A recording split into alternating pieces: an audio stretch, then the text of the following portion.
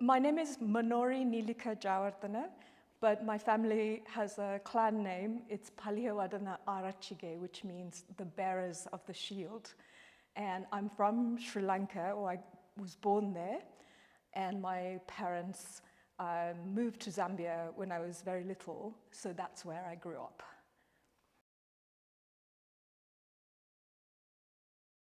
So I'm a professor in an English department, English and Creative Writing, at the State University of New York in Oswego, which is in upstate New York.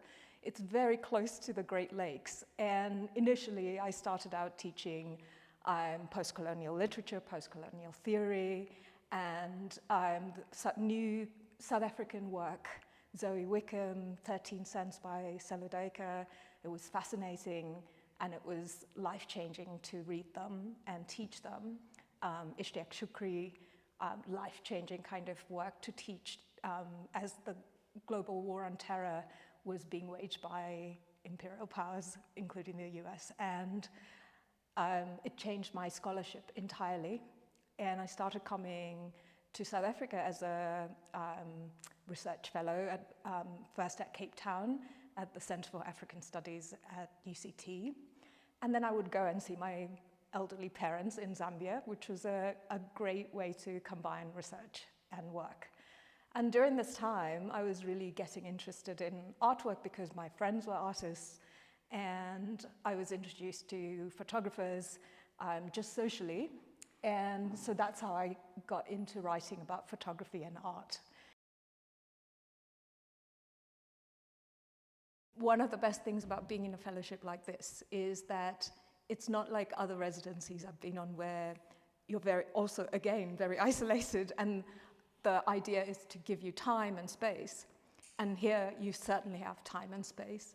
But at the same time, because it's such a social setting, if you wish for it to be, and there is this effort to bring you together in communal spaces, the lunch, breakfast, people do come and go. But we've already talked to each other, and we've gone to things together. People tell each other their interests, events that they know about, and we go together. It's not a city without those thinkers, those writers, those activists, those visual producers. All the work that they're doing and all the community that they build. And it's that community I'm here for, which often is lacking when you are an academic, very isolated, and especially in a rather rural setting, even though New York City is close enough for me to get to. This is a really warm and hectic and contentious and beautiful and welcoming, all of it at once. And I learned so much within even the week that I've been here. I'm already thinking through the ideas that people are throwing around very informally. I went to the Johannesburg Art Gallery, had an event with the Blackjacks just this weekend, and it was thrilling to be at something like that. I would rarely get to see musicians that think through and theorize through music as they do, as deeply intelligent ways of thinking through what it means to break music down and work with sound as they do in a small, intimate setting like that ever in the US. So opportunities like that, or just to be in the presence of that kind of possibility, that's what brings me back to Johannesburg.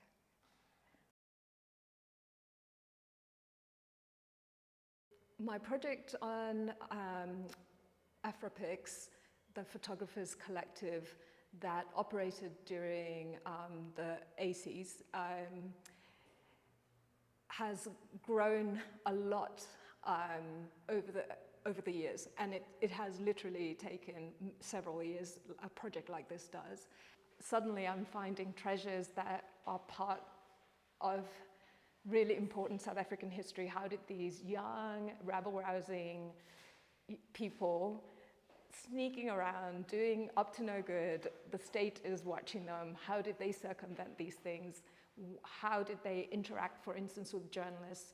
And then I started interviewing journalists because then I realized like I need to know the ecosystem that would even support photographers like that. Even today, photographers don't make a easy living. It's always up and down. So I found it important to do all that kind of background work as well. And definitely there are different viewpoints, and that became both difficult to navigate, but also exciting and fun, because what collective isn't got drama, doesn't have drama? What collective doesn't? And so I was having fun as well as like thinking, how do I do this? How do I present this very differing, this path that one person sees they were on versus another, and they're diametrically opposed, or they could come together, but because feelings are involved, that there is no political goal without feelings being involved. Yeah. So feelings, I learned, were very important, and I was very glad that I was also working on how to articulate emotion and complex parts of history in myself, and how history also affected my own emotional person, because I found the language with which to articulate some of what I was, what was the academic kind of interest that I had, yeah. So that's the work I'm doing. Does that make sense? Okay.